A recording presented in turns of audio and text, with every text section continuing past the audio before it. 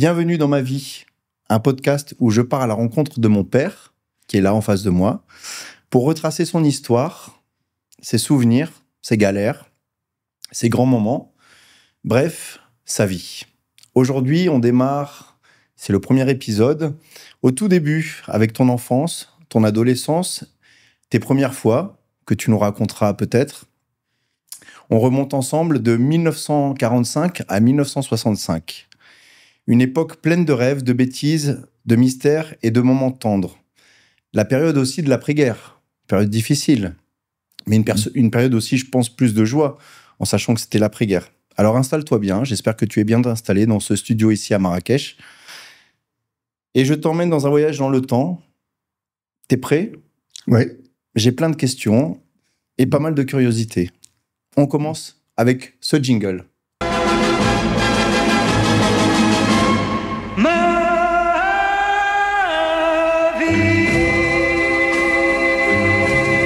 Tu connais ce morceau ?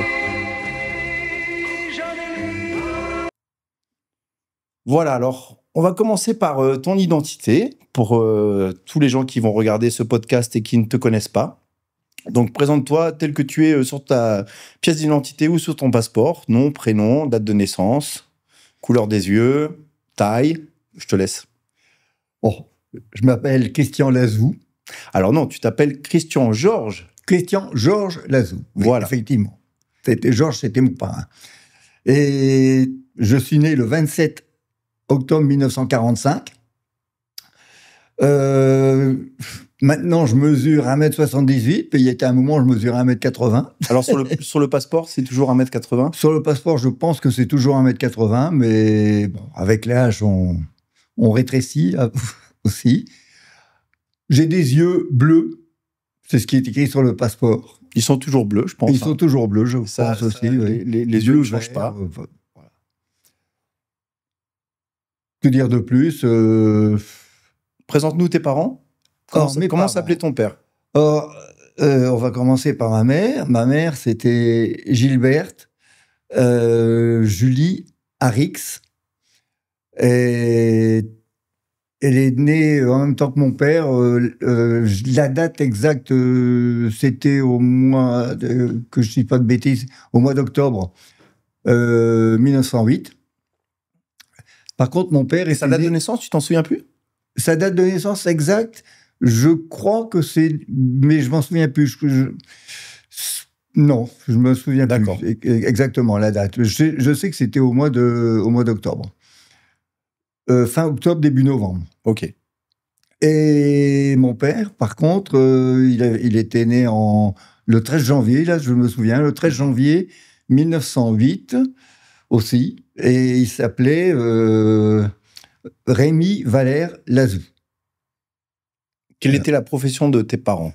Or, mes parents étaient... la profession principale, c'était colporteur de journaux. C'est-à-dire que le matin, mon père allait chercher les journaux aux différents éditoriales qui vendent des journaux. Il y avait Nord Matin, Nord Éclair, La Voix du Nord, les journées l'Humanité, Liberté, etc. Et notre boulot, c'était leur boulot, et le nôtre aussi, à partir de 11 ans, c'était d'aller distribuer les journaux aux gens le matin, à partir de 6h30 jusqu'à 7h30. Mais alors, ils distribuaient comment ? Ils avaient une camionnette ? Non, on allait à pied, on avait chacun une tournée. Alors, mes parents, ils allaient un peu plus loin, parce qu'ils allaient vers le Nouveau-Roubaix, qui était à peu près, allez, on va dire, à 2-3 km. Par contre, mes deux frères et moi, à partir tes deux frères, on en profite tout de suite. Ils s'appellent comment, tes deux frères ? Mes deux frères, c'était le plus vieux, c'est Serge, qui est né en 1940, le 7 mai. Et le second, c'était Alain, qui est né le 23 juillet 1942. Parfait. Voilà. Et donc, le matin, ils partaient, tes parents ? Voilà. Colportaient les journaux. On se réveillait mon père se réveillait à 6h, nous on se réveillait vers 6h30, lui était parti, on prenait le petit déjeuner, avec du café à cet âge-là. Et on partait, on attendait que les parents, que mon père revienne avec les journaux. Il faisait la distribution. On avait chacun une tournée en fonction de notre âge et de nos capacités. Moi, qui étais le plus petit, j'avais une tournée qui consistait simplement à faire le tour du pâté de maison. C'est-à-dire, j'avais en gros à distribuer une grande 50aine de journaux, quoi, à les mettre sous les portes. D'accord. Voilà. Et ça, c'était l'activité principale. Par contre, mon père avait un deuxième métier. Il travaillait à la savonnerie Vessier, qui n'existe plus maintenant, mais qui a été une très grande savonnerie. Alors, je te coupe aussi pour remettre dans le contexte, parce qu'on n'a pas cité ta ville de naissance sur le passeport ou sur ta pièce d'identité. Tu es né à Roubaix. Voilà, je suis né à Roubaix. Voilà. Donc tout ça se passe à Roubaix. Tout se passe à Roubaix. C'était dans ville ouvrière du nord de la France. Au départ, après on a déménagé. Mes parents avaient au tout départ, mes parents avaient un magasin qui s'appelait les Galeries du Nouveau Roubaix. Mais c'était un magasin qui appartenait à mes grands-parents paternels. Et quand ils sont décédés, ça a dû être vendu pour distribuer entre les... Ils étaient 4 frères. Hein. D'accord, ok. Bon. Et donc, à ce moment-là, ils ont vendu ce magasin et ils ont déménagé rue d'Aguesseau. Avant, ils habitaient boulevard de Fourmis. Voilà. Et donc, quand j'ai déménagé, moi, j'ai très peu de souvenirs du boulevard de Fourmis quand j'étais jeune. La seule chose dont je me souviens, c'est que j'avais une petite voiture à pédales. D'accord. Et que je roulais dans les rayons du magasin. Donc c'était un grand magasin quand même. C'était un magasin relativement grand. Oui, parce qu'ils vendaient de tout. D'accord. Ils vendaient un peu comme un bazar, ils vendaient des papeteries, ça s'appelait les Galeries du Nouveau Roubaix. D'accord. C'était un magasin comme... C'est un petit supermarché, quoi. Un petit supermarché, voilà. Un Carrefour Market, qu'on dirait. Voilà, ça serait l'équivalent d'un Carrefour Market, en gros. D'accord, ok. Ouais. Bon. Et puis après, donc ils ont vendu ça, et enfin, ils l'ont laissé. Et puis, mon père est entré à la savonnerie Vessier, qui avait du succès à cette époque-là, mais qui a petit à petit périclité pour la bonne raison, c'est que ça a été racheté par des grandes marques et des trucs comme ça. Ça a commencé par être racheté par la savonnerie Tranois, et puis après, Tranois est disparu aussi. Et mon père est resté le dernier employé avec on va dire, le patron, parce que je crois que le propriétaire était... Monsieur Vessier était décédé et tout a été liquidé. Il reste encore des vestiges de la maison où habitait le propriétaire et qui était une espèce de château oriental en plein cœur de Roubaix. Et quelque chose de très curieux d'ailleurs qui est très beau. Mais par contre, ça a été énormément démoli pendant la guerre et tout. Hein. D'accord. Alors, tu fais bien de parler de la guerre parce que tu es quand même un enfant de l'après-guerre, puisque tu es né en octobre 45, en sachant que la France a été libérée en mai 45, mais tu as été conçu avant la fin de la guerre. Voilà. Tu es un bébé qui a été conçu en mars 45, si mes calculs sont bons. Et tes frères sont nés, eux, pendant la guerre. Ouais. Ton papa, pendant la guerre, qu'est-ce qu'il faisait ? Quelle était son activité ? Est-ce que l'activité était normale ? Est-ce qu'il était engagé ? Pour le moins qu'on puisse dire, c'est qu'il était très engagé, puisqu'il était dans la résistance, il était capitaine. Et il n'était pas dans la région de Roubaix, parce que les gens, pour pas être reconnus ou choses comme ça, ils partaient ailleurs. Donc, en fait, il était dans la résistance, dans le Valenciennois. D'accord, le Valenciennois. Pour remettre un peu... c'est une cinquantaine de kilomètres de Roubaix, quoi. De Roubaix. De là où vous étiez. Voilà. Donc, pendant cette période de la guerre, où toi, tu n'étais pas né, mais où tes frères étaient là, ta maman s'occupait de tes deux frères. Elle s'occupait de mes deux frères. Mais lui n'était pas là. Mais lui n'était pas là. Alors lui, de temps en temps, je sais qu'il revenait, et je sens qu'il avait une moustache et qu'il se faisait appeler Tonton Jules à cette époque-là. Tonton Jules. Donc, c'était son nom un peu de... Voilà. de résistants. Voilà. Tonton Jules. Est-ce qu'il t'a beaucoup parlé de cette période-là? J'imagine que c'est une période qui a été très marquante. Il nous a parlé énormément, pour la bonne raison, c'est qu'à un moment, il a même été arrêté par la police française, et la milice. Il était persuadé que l'un des policiers qui était avec eux, qu'il avait arrêté, était plus ou moins aussi quelqu'un qui était un peu, on va dire entre guillemets, résistant, pour la bonne et simple raison, c'est qu'au lieu d'être le policier au milieu attaché aux 2 prisonniers, parce qu'il y avait 2 prisonniers qui étaient mon père et un de ces trucs, il s'est mis non pas au milieu attaché aux 2 prisonniers, mais mon père était pas attaché, et le militaire et le policier étaient attachés qu'à l'autre qui était au milieu. Et donc, dans un virage, il a profité, c'était, je ne sais plus exactement, il nous avait raconté, mais c'était dans un virage à l'arrivée de Lille, juste au moment où il les emmenait, disons, aux forces allemandes. Et dans un virage, il a ouvert la porte et il est parti. Donc, il s'est évadé. Il a pu s'évader. Et il a frôlé la mort. Oui. Parce que s'il était resté, il aurait été fusillé. Je ne sais pas.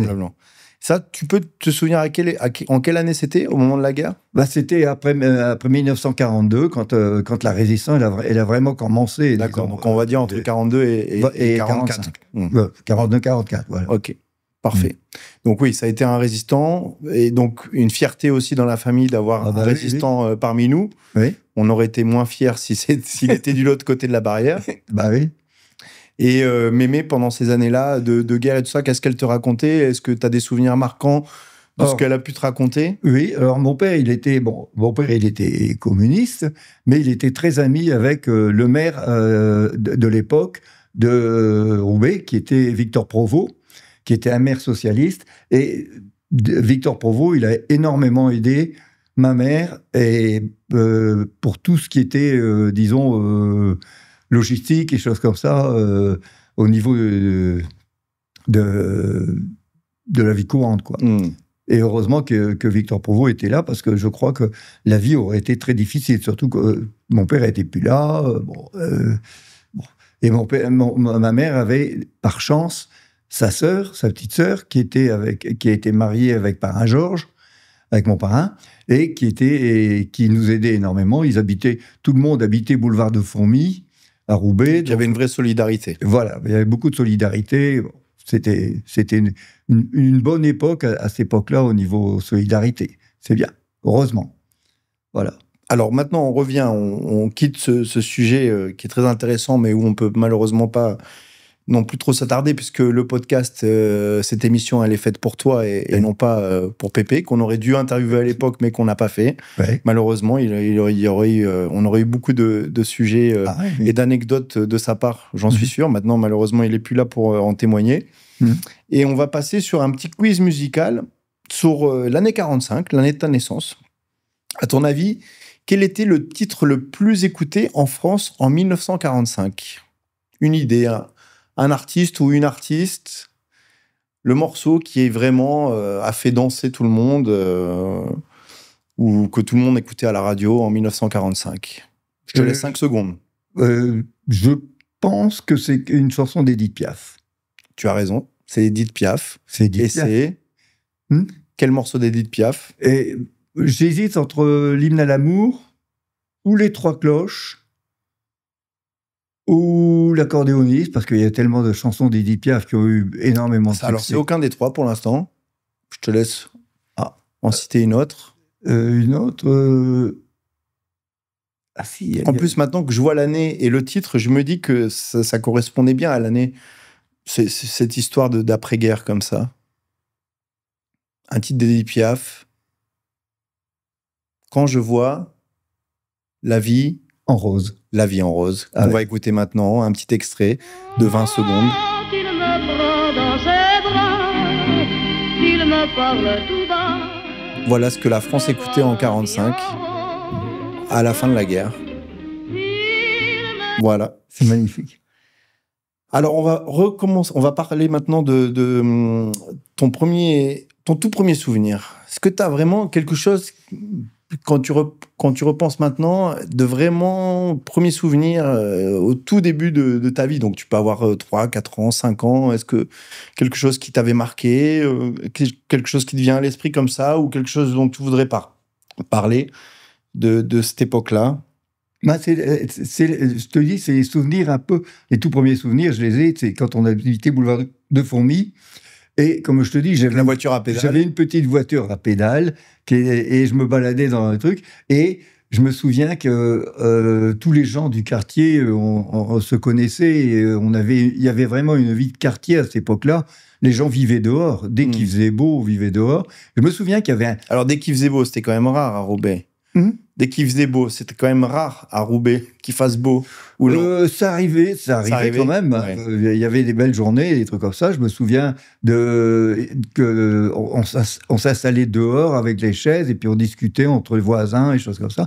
Et je me souviens qu'il y avait un cinéma qui s'appelait Le Familia, qui était derrière notre maison, dans une petite rue, juste à côté, parce que les galeries du Nouveau Roubaix étaient sur un coin.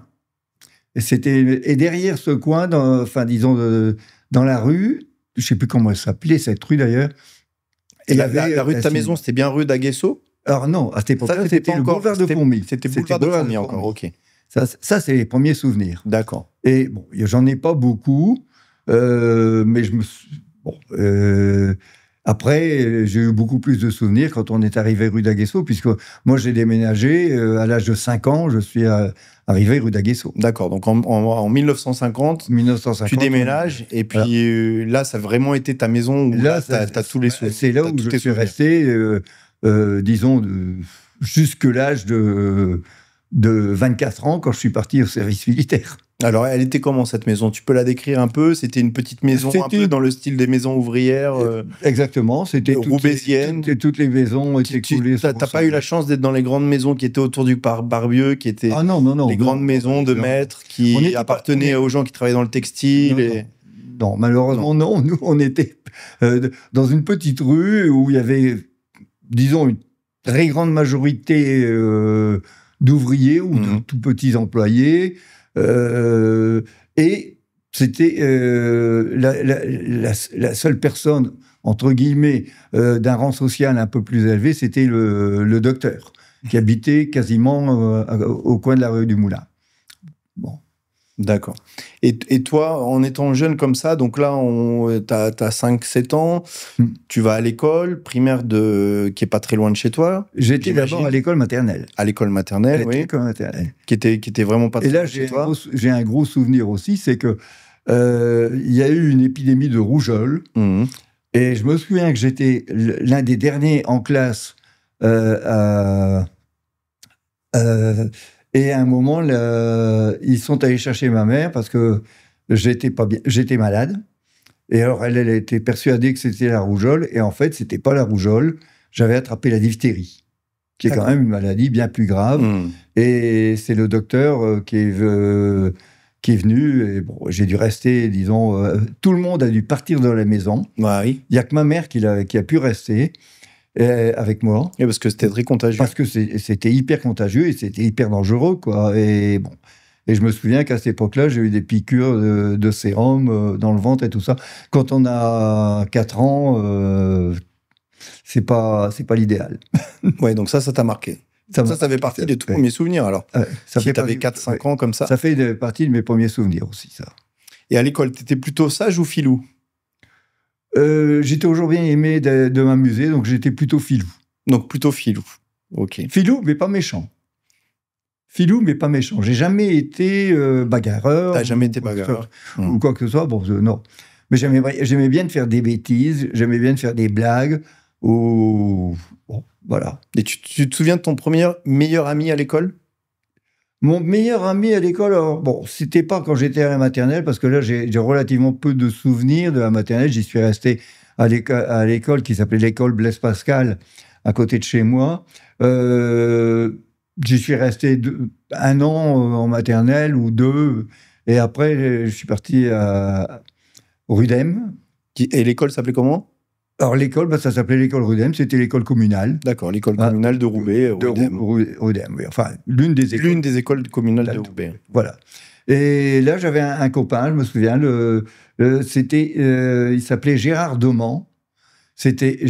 On s'est perdu de vue après, je ne l'ai plus vu. Alors, et je sais que c'était un gamin... Gérard Doman. Alors, voilà, un message pour Gérard Doman, voilà. Doman. S'il est là, quelque part. M-A-N. S'il est perdu sur les réseaux sociaux et qu'il trouve cette vidéo, voilà, contactez-nous. Oui.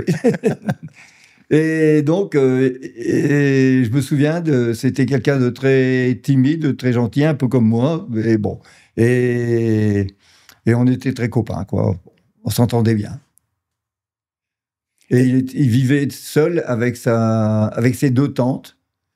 Alors, je ne sais plus si, je crois que sa mère était décédée et vivait avec ses tantes. D'accord.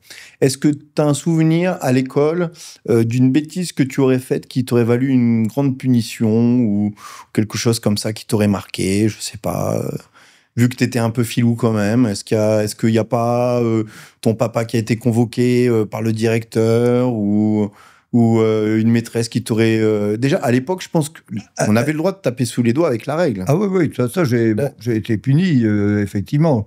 Je me suis retrouvé assez souvent au coin, pas avec un bonnet d'âne, mais avec les mains sur la tête ou un truc comme ça. Bon, on n'en est pas mort et c'était comme ça, quoi. Bon.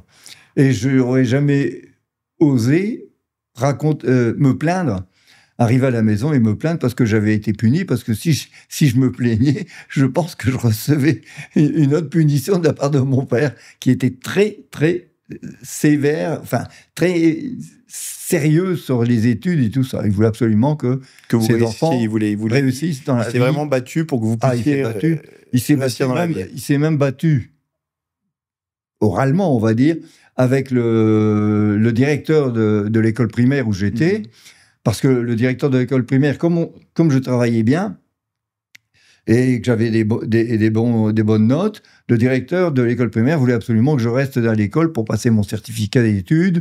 Et donc, il voulait pas que je parte au lycée. Alors que mon père, quand on atteignait 10 ans, ben, il nous faisait passer le concours d'entrée au lycée, parce qu'à cette époque-là, on parlait pas de collège, on parlait de lycée. D'accord. Et il faisait passer le concours d'entrée au lycée et le concours des bourses. Et on a tous les 3 frères, on est passé par le lycée grâce à lui, grâce à mon père. Et c'est grâce à mon père qu'on ait réussi à faire des études. À faire des études et à en arriver là où on en est, quoi. C'est lui qui vous a vraiment poussé. Il nous a vraiment poussé. Et pour te dire il notait toutes les notes que l'on avait sur les interrogations, les leçons, les trucs comme ça. Le bulletin, à cette époque-là, on avait un bulletin tous les 15 jours. Oui. C'était pas comme maintenant où c'est un bulletin trimestriel. Là, c'était tous les 15 jours. Et mon père recopiait toutes les notes sur un cahier.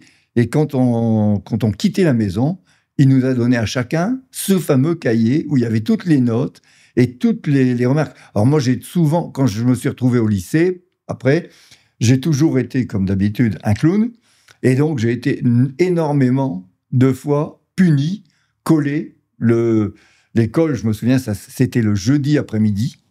Et donc, je restais le jeudi, alors que normalement, on était en tant que demi-pensionnaire, on restait à l'étude en permanence toute la matinée pour faire nos devoirs. Après, on allait à la cantine et après, on rentrait chez soi. Ben moi, après, je devais continuer de rester l'après-midi parce que j'étais collé. Voilà. Il y avait aussi, j'imagine, à l'époque... Et là, j'ai fait des bêtises. Mon père a été très souvent convoqué pas par le proviseur, mais par le censeur. Le proviseur s'en occupe. Donc, il y a quand même eu des bêtises. Ah oui, il y a eu des grosses bêtises, oui. Alors, des grosses bêtises pas méchantes. Par exemple, une fois, j'ai été collé. Le motif de la colle, c'était « mange son dictionnaire de latin pendant les cours ». Parce qu'à cette époque-là, on avait un dictionnaire de latin qui était un bouquin énorme, au moins de 500 pages, le Gaffio, les gens qui ont fait du latin à cette époque-là se connaissent. souviennent. Mmh. Et moi, je me souviens, je crois que le professeur, il s'était mis en colère. Il dit, mais vous allez devoir le digérer, ce dictionnaire. Et moi, j'avais pris le gaffio, puis j'avais commencé à le manger, à faire semblant de le manger. Et là, donc, j'ai été collé. Bon, le genre de bêtises. Bon, des bêtises, des conneries, quoi. Mais bon. Mais il y avait, je pense, si on compare, les époques ne sont pas comparables avec ce qu'on est en train de vivre maintenant, mais un respect pour les professeurs. Tout à fait. C'était pas du tout. Ça n'avait rien à voir avec ce qu'on voit maintenant. Exactement. On n'aurait jamais. Alors, je me souviens, il y avait un prof de maths qui avait une tête un peu comme Louis-Philippe, et on l'appelait Calbas. Et bon, alors, ils avaient des surnoms, mais c'était pas méchant. C'était plus ironique ou comme ça, quoi. Bon. Mais on n'était pas méchants, et on respectait les professeurs. Bon, c'est vraiment l'époque un peu la guerre des boutons. Exactement. C'est un peu. Ça ressemblait beaucoup à ça. Pour ceux qui ont vu le film, la guerre des boutons. Ça ressemblait beaucoup à ça. On est un peu dans cet univers-là. C'était, disons, bon, exactement ça. Ou même les choristes, on peut dire. Les choristes, voilà. Où il y avait un respect pour le professeur. Les professeurs avaient. Mais en même temps, beaucoup de moqueries, et bon, voilà. Ah oui, on n'aurait jamais répondu à un professeur ou quoi que ce soit, quoi. Ah non. Et toi, tu t'es pris des coups de règle, alors? Oui, certainement. Bon, ça t'a pas marqué plus que ça, ouais. Non, c'est toujours la même chose. Il y avait des coups de martinet? Oui, alors ça c'est curieux aussi parce que ma mère avait un martinet et avec mon frère, avec mes frères, on se débrouillait toujours pour couper une corde. C'était des lanières en cuir pour couper une corde ou des trucs comme ça. Bon.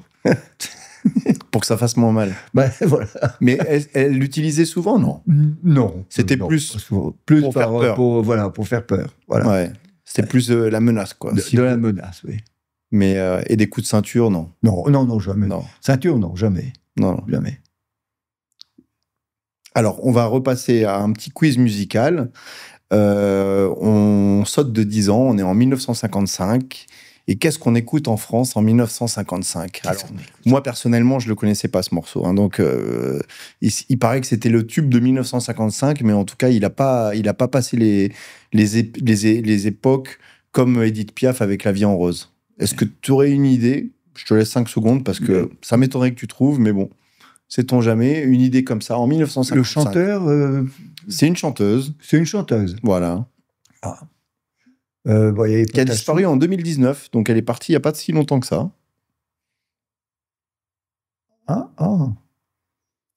Mais c'est pas une chanteuse qui... Enfin, moi, personnellement, je la connaissais pas. Je pense que ça a été un succès... éphémère. Assez éphémère, oui. Non? Non, Jacqueline François?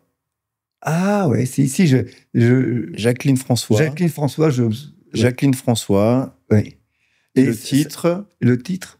Les Lavandières du Portugal. Ça, oui. Qu'on écoute un petit extrait. Oui, les lavandières, comme on en voit au Portugal, surtout celle de la rivière. Tu te souvenais de ce morceau? Oui, je me souviens. Merci. Donc voilà. On va parler maintenant un peu de ton futur à l'époque. Comment tu t'imaginais quand tu pensais à ton futur? Tu voulais devenir quoi? On est toujours en 1955. Tu as 10 ans, tu vas à l'école, tu joues avec tes camarades. Est-ce que tu as une envie? Est-ce que tu t'imagines policier, pompier, non. Joueur de foot? Non. Ce qui m'intéressait beaucoup, à ce moment, c'était pas vraiment le sport. Bon, si j'ai fait du sport, mais j'étais pas un passionné de sport. Je faisais de l'athlétisme parce que mon grand frère, il faisait de l'athlétisme. Et bon, parce qu'à l'école, on faisait de l'athlétisme et on faisait des trucs. Mais à cette époque-là, ce que j'aimais bien, c'était le dessin. Et j'aurais voulu, pendant un bon moment, voulu être architecte. D'accord. C'est un truc que j'aurais bien aimé, être architecte. J'étais passionné par... alors, c'était peut-être plus, pas vers 10 ans, mais un peu plus entre 10 et 15, si tu veux. J'étais passionné par tout ce qui était les dessins d'architecture. Les dessins d'architecture et les trucs modernes, tu vois, les trucs de Le Corbusier, comme ça. Toujours aimé l'art moderne.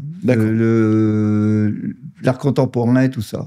Ouais. Et t'étais bon dessinateur. Alors. Et je dessinais pas trop mal. J'étais pas un champion, mais une autre chose que j'ai eue très vite comme passion, et ça tu le sais, c'est la musique. Ouais. Et la musique, surtout la musique classique. La musique classique que j'ai découvert quand je suis arrivé au lycée, parce que j'avais entendu des airs d'opéra, mes oncles et tout ça, ils chantaient l'opéra, la radio et tout. Mais j'ai découvert la musique classique, on va dire ancienne, un peu Chopin, Bach, etc., Mozart, tous ces. J'ai découvert avec les cours de musique classique, au lycée, en 6e, 5e, etc. Je me souviens qu'à cette époque-là, la majorité des élèves avaient en horreur les cours de musique. La prof, elle était pas très sympa et tout. Mais moi, je sais pas, la musique, ça m'a tout de suite passionné. Et d'ailleurs, j'ai lu énormément de choses. Je me souviens qu'à cette époque-là, mon compositeur préféré, c'était Chopin. Et je connaissais sa vie par cœur. Ouais. J'avais acheté j'ai lu des tas de bouquins et tout. Et bon, voilà. Par contre, j'ai jamais fait de musique. Et ça, t'as jamais demandé à tes parents non, de faire des cours de piano ou des cours de guitare? Piano, non, c'était compliqué. Mon frère Alain a été au conservatoire à un moment. Lui, il voulait apprendre à jouer du saxophone. Et pour en finir, il a laissé tomber parce que bon, il y avait trop de contraintes au niveau de, on va dire, avant d'avoir un instrument ou quoi que ce soit, il fallait faire du solfège, des trucs comme ça qui étaient un peu casse-pieds. Et donc, il a laissé tomber. Et du coup, mes parents, ils m'ont pas demandé mon avis. Et puis, c'est tout. Alors que j'aurais bien aimé. Et ton frère Serge non plus? Et Serge, non. Pas d'instrument? Serge, il est né lui, il est né en 1940, donc il a vécu vraiment la guerre. Et lui, c'était vraiment un sportif. Ouais. Il jouait au foot, il faisait de l'athlétisme. Il y avait d'ailleurs beaucoup de succès, que ce soit au foot ou en athlétisme, puisqu'il a détenu le record d'académie du 5000 mètres pendant une bonne période. C'était un coureur de demi-fond. Il faisait du 3000 mètres steeple et des trucs comme ça. Il était fort. Il était fort, ouais. Il était fort, ouais. C'était le plus fort. Au niveau sportif, de nous trois, ça a été le plus fort. De vous trois, c'était le plus fort. Ça a été le plus fort au niveau sportif, oui. Alors, on va passer maintenant à une période, on va dire, tu as à peu près 15 ans, ou peut-être un peu avant, 13, 14, 15. Tes premiers amours, premières amourettes, ou ton souvenir, peut-être début du collège, 6e, 5e. Ouais, est-ce que tu as un souvenir là où on commence à regarder un peu les filles? Est-ce qu'il y a une personne qui t'a marqué? Parce que... le problème, c'est que on regardait les films, mais le problème, c'est que les lycées, à cette époque-là, c'était des lycées qui n'étaient pas mixtes. Donc tu les voyais passer dans la rue? Donc, on les voyait passer dans la rue. Il y avait le lycée de jeunes filles qui était pas loin de chez nous. Mais par contre, nous, on devait aller au lycée de garçons qui était relativement loin. On y allait à pied, d'ailleurs. Après avoir porté les journaux le matin, on partait au lycée. Il y avait le bus qu'on pouvait aller prendre à la place Sainte-Élisabeth, mais à la place Sainte-Élisabeth, ça faisait quasiment à 500 mètres de la maison. Et en fait, le lycée était à 3 km, et puis on faisait les 3 km à pied les 3 quarts du temps, parce que plutôt qu'attendre le bus quand il faisait froid, en hiver, il valait mieux marcher pour ne pas se refroidir. Donc, tu faisais 3 km tous les jours pour aller à l'école? Le matin, et 3 km pour revenir. Donc, tu avais 6 km par jour, plus avant la distribution des journaux. Voilà, après la distribution des journaux. Ouais. Donc, alors pour reprendre, ton réveil sonnait à quelle heure? Alors, mon réveil sonnait, on était réveillé à 6 heures. Réveillé à 6 heures. On descendait, à cette époque-là, la seule pièce qui était vraiment chauffée, c'était la cuisine. Et on déjeunait dans la cuisine. Mon père arrivait avec les journaux, il distribuait les journaux à chacun. On partait faire notre tournée. Moi, ma tournée, elle me prenait un quart d'heure, pour faire la tournée, pas plus, en gros, un bon quart d'heure.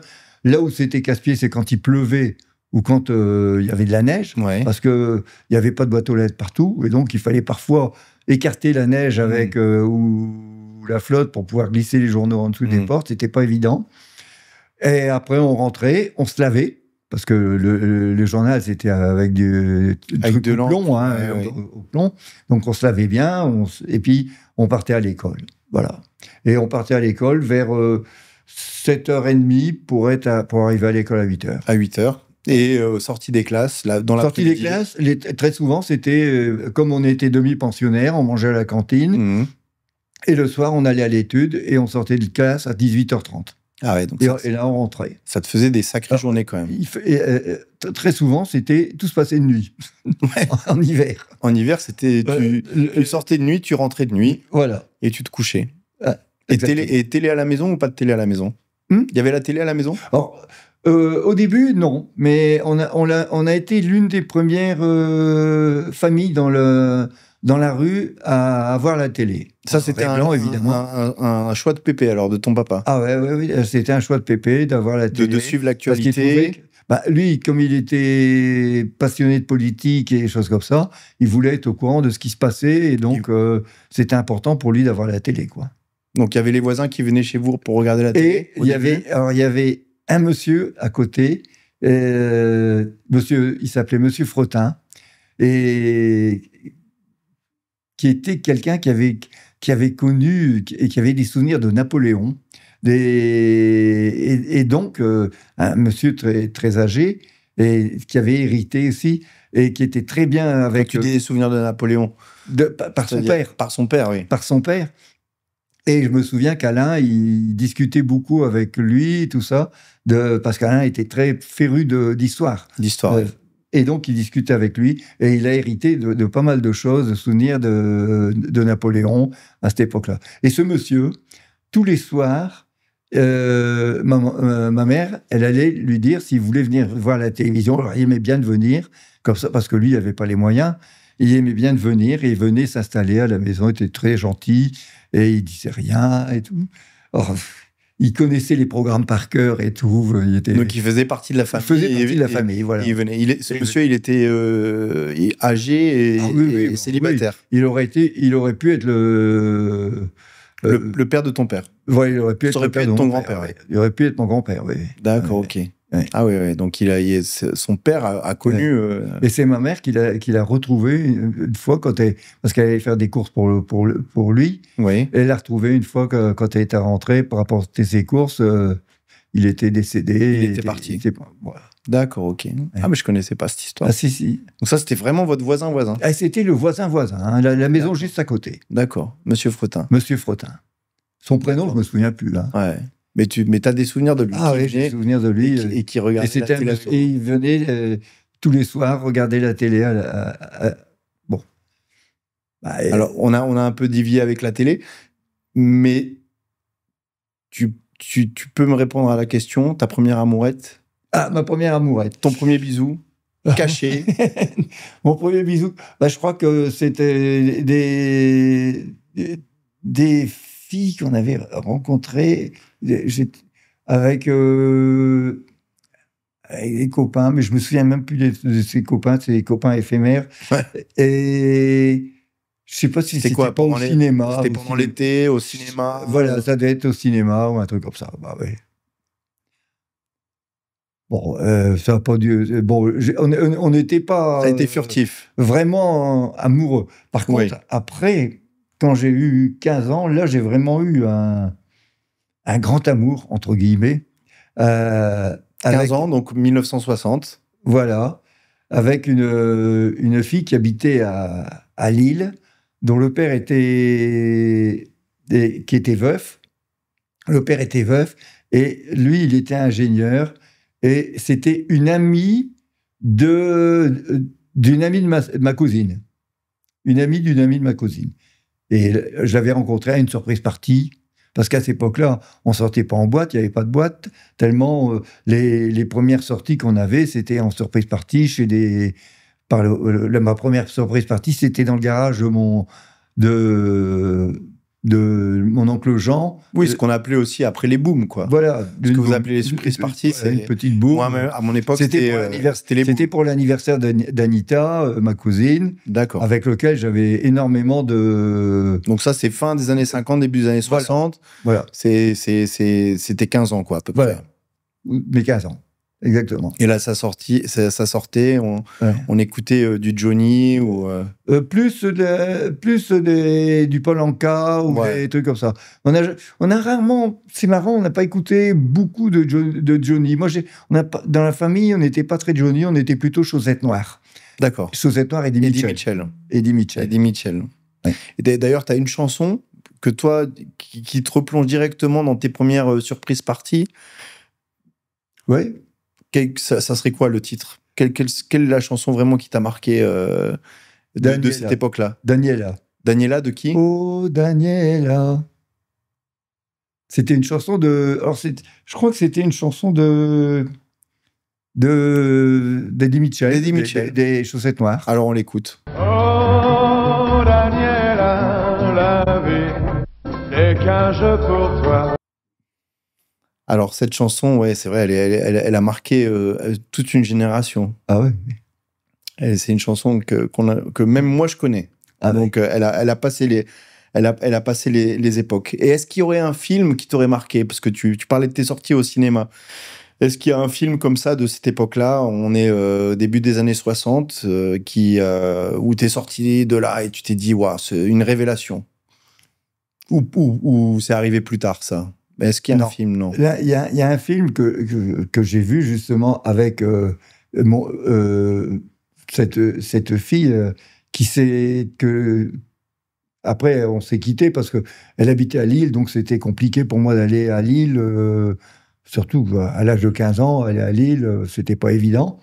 Et je me souviens qu'on est allé une fois au cinéma et on était allé voir un film de Michelangelo Antonioni, L'Avventura. L'Avventura. Et ça, c'est un film qui m'a marqué énormément. C'était le début des années, on va dire, de la nouvelle vague et du cinéma moderne. Avec Godard et tout ça. Avec Godard et tout ça. J'ai vu beaucoup de films de Godard et des films d'Antonioni. Bon.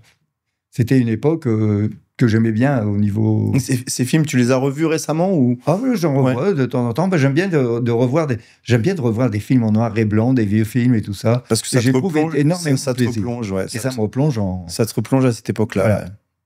Tout à fait. Pour les décors, l'ambiance et tout ça. Pour les décors, l'ambiance et tout.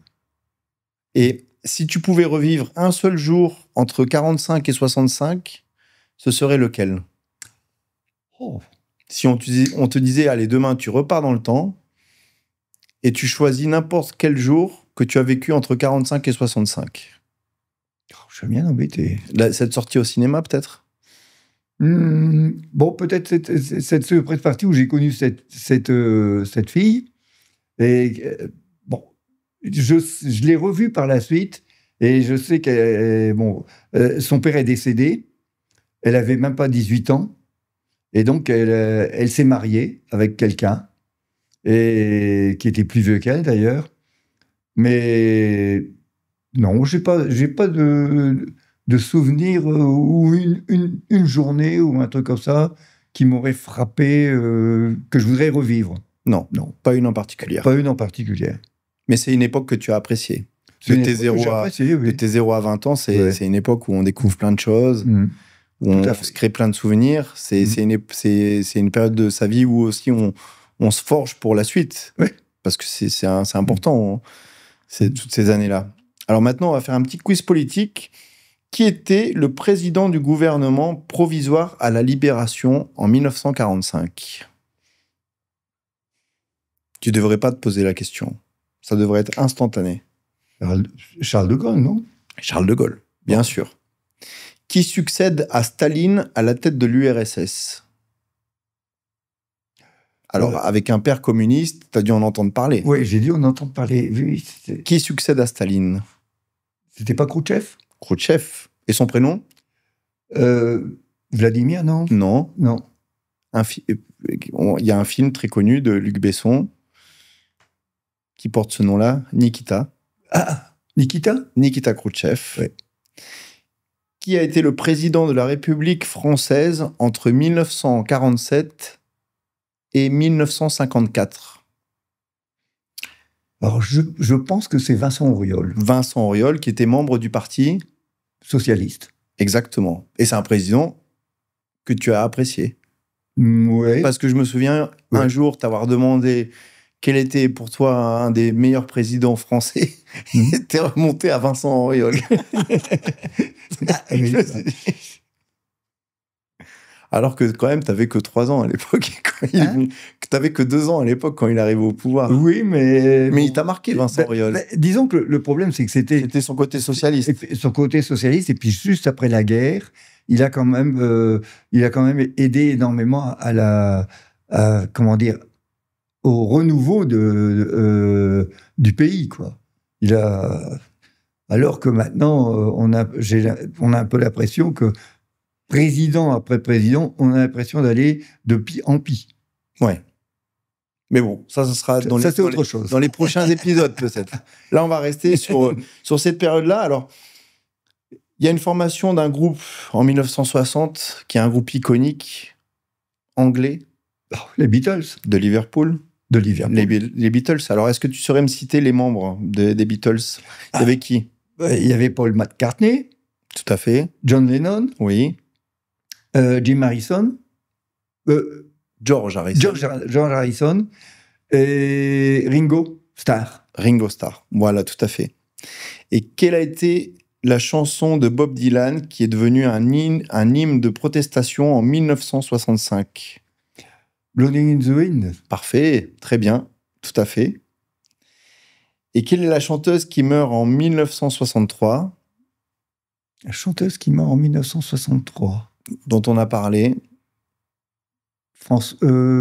Jacqueline François. Non, Jacqueline François est morte en Ouais. 2019, il n'y a pas très longtemps. Par contre, il y a une chanteuse très connue française, Edith Piaf. Edith Piaf, Ouais. qui nous quitte en 1963. Alors maintenant, on va faire un petit quiz encore sur la musique, parce que je sais que tu aimes la musique. Mhm. Alors, on est en 1965, ça y est, on a passé 20 ans, tu as 20 ans. Mhm. Et il y a un morceau qui cartonne en France. À ton avis, c'est lequel? Alors, ce qu'il y a de marrant, c'est qu'en 1965, c'était l'époque où j'étais en classe prépa Mhm. à Fédérbes. Et donc, c'est une époque où, à part les mathématiques, j'ai rien fait. À part des maths et de la physique, j'ai rien fait du tout. Donc, au niveau musical, je crois que... Je sais pas. Alors, ce morceau-là, on va l'écouter, je te donne le titre après. On l'écoute maintenant. Je suis une poupée de cire, une poupée France de Gall. son. Poupée de cire, poupée de son. Ah oui. Ça a été le D'accord. tube de 1965 en France. Écrit par Écouté partout. Écrit par Serge Gainsbourg. Serge Gainsbourg, qui avait fait aussi Les Sucettes à l'Annie Oui. pour France Gall. Mm. Un titre un peu Ouais. olé olé. Mais est-ce qu'à l'époque, ce titre, on avait vraiment, on l'avait interprété comme ça, ou Non, c'est juste pas des vraiment. années après C'est où on s'est dit, c'est après. C'est après, connaissant Serge Gainsbourg, on a découvert, je crois, ses talents cachés. Alors, on a passé toutes tes étapes, et maintenant, tu l'as abordé un petit peu, tes études, tu t'es orienté après ton lycée, après donc avoir passé ton bac que tu as eu. Ça a été quoi la suite pour toi au niveau des études? Or, c'est très simple. Quand j'ai longtemps hésité parce qu'il y avait une autre chose que j'ai toujours bien aimé au niveau des matières, c'était les sciences naturelles et les maths. La physique, j'aimais pas trop. Par contre, les sciences naturelles, j'adorais. Et j'avais d'ailleurs fait pas mal de dissections avec un copain qui était un copain du lycée. Lui, il était photographe. Et puis le prof de sciences nat, avec le prof de sciences nat qu'on avait, on faisait des dissections, on disséquait un peu tout. Et j'avais fait d'ailleurs première M', qui était à cette époque-là une première où il y avait les sciences nat et avec un coefficient important. Et après, j'ai fait Math-LM. Et Math-LM, c'est là qu'il fallait se décider. Alors, moi, je voulais être prof, soit de sciences nat, soit de mathématiques. Et c'est quoi cette vocation d'être prof? Pourquoi? Pas parce que je trouvais que c'était bien. Et puis, pour nous, c'était quand même une des solutions relativement facile, parce qu'à cette époque-là, il y avait ce qu'on appelait les IPES, qui était un concours que tu passais quand tu passais la première année de fac, le propédeutique. Et ce concours des IPES, si tu le réussissais, tu prenais un engagement avec l'État, comme quoi tu allais rester 5 ans dans 10 ans dans l'enseignement. Et par contre, tu étais payé. Pendant tes études, tu touchais un salaire exactement comme... Et tu cotisais déjà pour ta retraite. Autrement dit, moi, j'ai voulu, sur les conseils de mon prof de maths, qui était, disons, quelqu'un de très bien, et qui sortait de l'école normale supérieure de Saint-Cloud, il a dit à mes parents, à mon père surtout, qu'il fallait absolument que je fasse cette classe préparatoire à l'école normale supérieure de Saint-Cloud. Et j'ai fait 2 ans de préparation à Fédherbe, 2 ans de prépa. Ça a été très bénéfique pour la bonne et simple raison, c'est que ça m'a appris à apprendre à travailler tout seul, parce que quand on est au lycée, on a le travail qui est beaucoup mâché, tandis que là, quand on est à la fac, au contraire, c'est totalement libre. Tandis que là, en classe prépa, on est vraiment encadré, et c'est un très bon intermédiaire, et puis on apprend à travailler dur. C'est pendant 2 années, comme je te dis, j'ai rien fait d'autre que de faire des maths. Ouais. De faire des maths et des maths. Donc pas de sortie. Pas de sortie. Studieux, à la maison, à réviser. Ouais. J'ai même regretté ne pas être interne à Fédherbe. Parce que la majorité des élèves étaient internes, puisqu'ils venaient de Douai, ils venaient d'ailleurs. Mais moi, comme j'habitais à 12 km, mon père, il voulait pas payer l'internat. Et donc, j'étais obligé de rentrer. Et je travaillais avec un copain qui s'appelait Jacques Thibault. Et on s'est perdu de vue, là aussi, quand je suis parti au Chili. Et je travaillais en binôme avec lui, parce qu'on travaille beaucoup en binôme quand on est en classe prépa. Et du coup, moi, je me suis fait plusieurs fois coller, parce que je restais manger au lycée, Fédherbe, et je restais tard la nuit, jusqu'à 10h, alors que normalement, à 6h30, j'aurais dû être dehors. D'accord, ok. Et je me suis fait engueuler, je me suis fait coller parce que je travaillais trop. Ouais. Donc, tu étais vraiment studieux. Oui. Tu avais envie de réussir, quoi. On voulait. Et d'ailleurs, la 2e année, j'ai loupé l'oral à 4 points. Bon, j'aurais pu être admissible à l'oral. Il manquait que 4 points, mais sur ces 4 points, je suis persuadé qu'on était 300 à être à 4 points de la barre d'admissibilité. D'accord. Bon. Et ça, c'est parce que notre prof de maths, qui était une femme, qu'on appelait Titine, la première année, elle était là, c'était super, elle nous faisait travailler. La 2e année, à la fin de la première année, elle s'est mariée, et la 2e année, elle est tombée enceinte, et du coup, au bout de 3 mois, même pas 3 mois de classe, elle est partie, elle a eu un remplaçant qui était complètement nul, qu'on avait surnommé Tintin, mais qui valait vraiment pas le coup. Ouais, vraiment pas le coup. Et là, c'est bête parce que je suis persuadé qu'il y a eu personne n'a intégré Normal Sup Saint-Cloud à cette époque-là, et ça, c'est malheureux, quoi. Alors, si on reprend sur les premières 20 années de ta vie, donc de 45 à 65, l'entente avec tes frères, des bons rapports, toujours plus de complicité avec l'un qu'avec l'autre. Non, Serge et moi, on était beaucoup plus proches l'un de l'autre, et Alain faisait un peu bande à part. Il faisait bande à part. Et c'est marrant parce que il y avait pas de raison et tout ça, mais Alain, en fait, on s'est découvert bien après le bac. D'accord. Mais il n'y a pas eu une complicité comme ça quand on était jeune, dans cette période-là, de 0 à 20 ans, vous n'étiez pas complices. On était dans le nôtre. C'est-à-dire, il y avait vraiment le clan. Il n'était pas sportif. Serge et Christian, et après, il y avait une séparation. Il y avait une séparation, oui. Et Serge prenait souvent ma défense contre Alain, parce que justement, Alain avait tendance à me brimer ou choses comme ça. D'accord. Parce qu'il était plus âgé que toi, donc il y avait 3 ans de plus que moi. Il avait 3 ans de plus que toi. Ouais.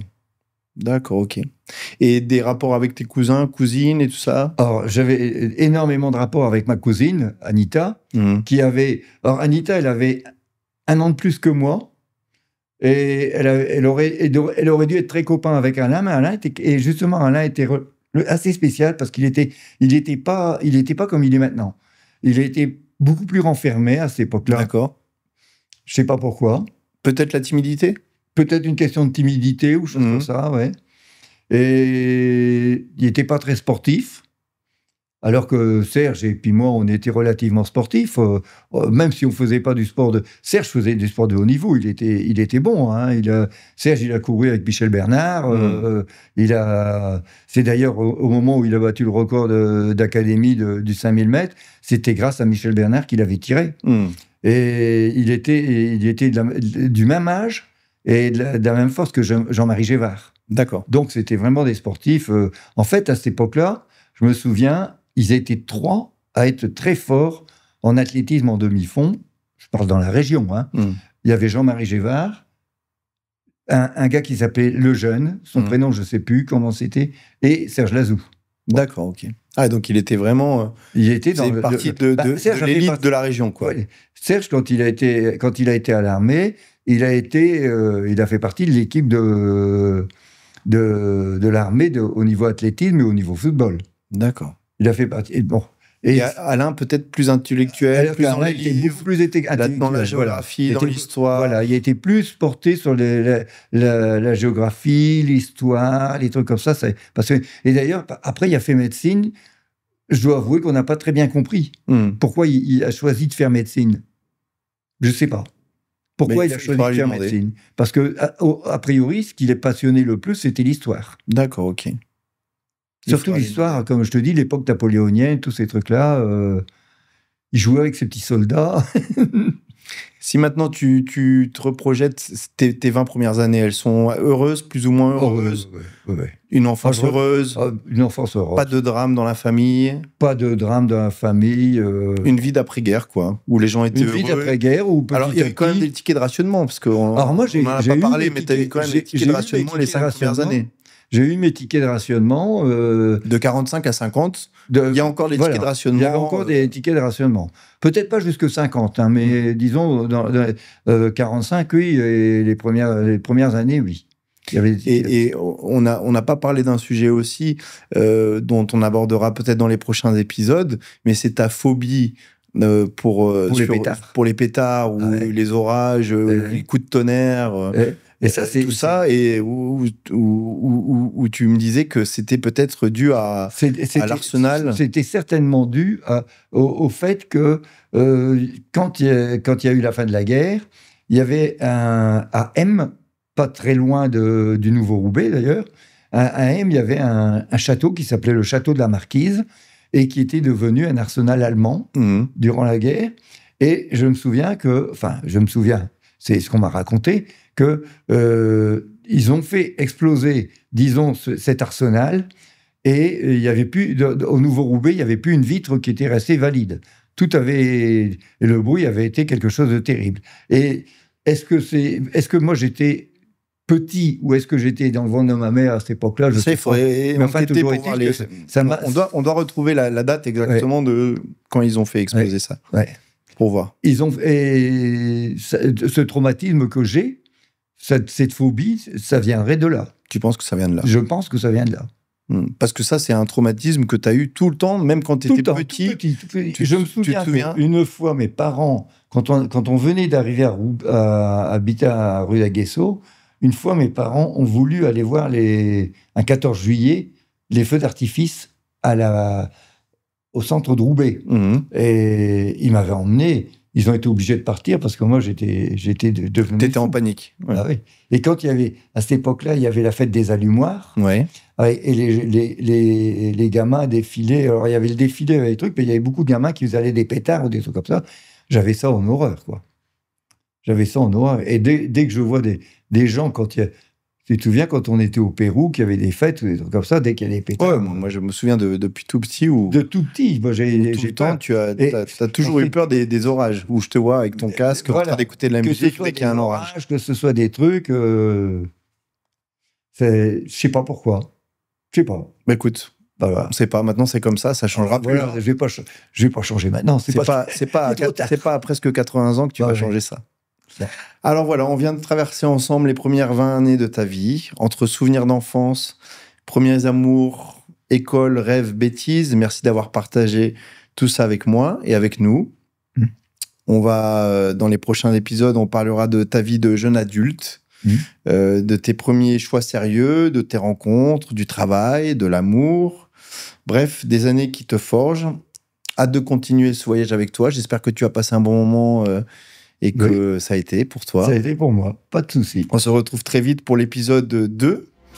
Et en attendant, prenez soin des vôtres, car la vie passe trop vite et il faut en profiter. Donc voilà. À très bientôt pour l'épisode numéro 2.